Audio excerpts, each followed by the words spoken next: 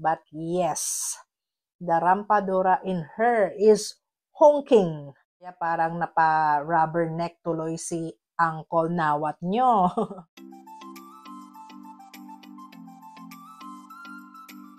Kaya Philippines, mabuhay world, guten Abend an alle. Welcome aboard.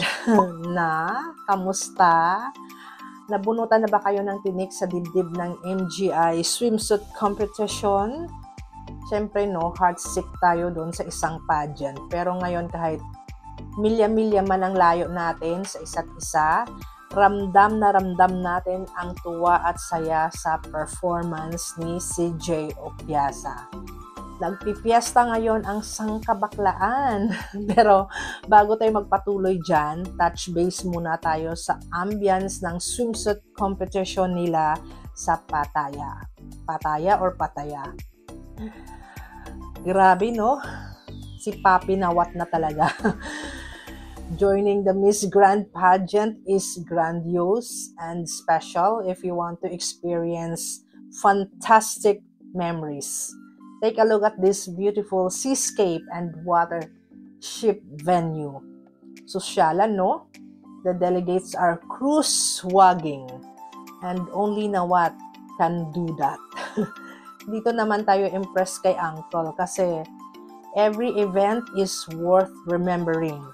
Kahit sabihin mo pa na hindi ka manood ng MGI, pero sisilipin mo dahil napaka-generous ni Nawat maglatag ng kanyang concept sa kanyang pageant settings. Now, punta na tayo sa performance ni CJ. Panoorin natin ulit ang kanyang performance dito sa swimsuit competition. Pak. May tamang timpla ng gigil.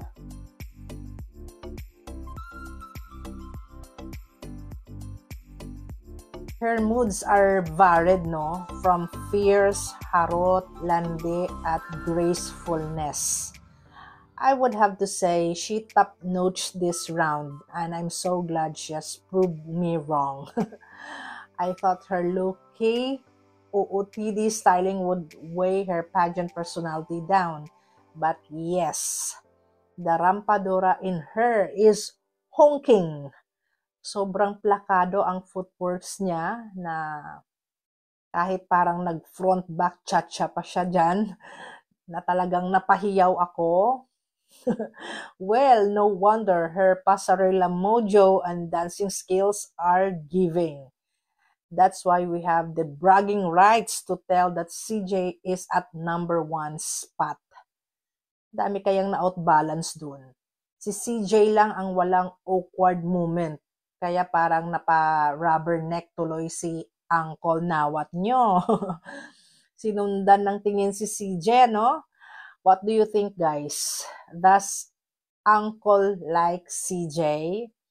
There's a buzzkill saying CJ is not pretty according to Nawat. I don't think so. I know Nawat could be antithetical. Alam niyo yun na kung ayaw niya talaga. Kahit gusto mo pa yan kung ayaw niya talaga. Wala kang magagawa. Pero I don't think CJ is hard pass to Nawat. Kasi si Uncle naman, kapag eksenadora ang candidate sa stage at naiintriga siya, makikita naman natin ang reaction niya na susundan talaga niya ng tingin ang candidate. Kita na nga natin humaba ang leeg niya kay CJ, di ba? Napalingon ang uncle nyo. Sana tuloy-tuloy na. We just have to trust the process and we know CJ will continuously dial in by keeping her momentum afloat and subsequently make this year's MGI competition unforgettable. Napansin nyo guys, parang ang hina ng batch na to kumpara nung last year. Ang daming underwhelming performances kasi hindi lahat naging pulido ang pasarela. May mga na-outbalance, munti kang matapilok, dahil siguro outdoor, mahangin, nasa cruise ship sila at may alon ng konti. Swerte natin kay CJ kasi parang sumabay sa panahon ang pagsali niya. Kung may alon man dun sa swimsuit competition, wow, ang solid ng kapit niya. Hindi siya biyahilo.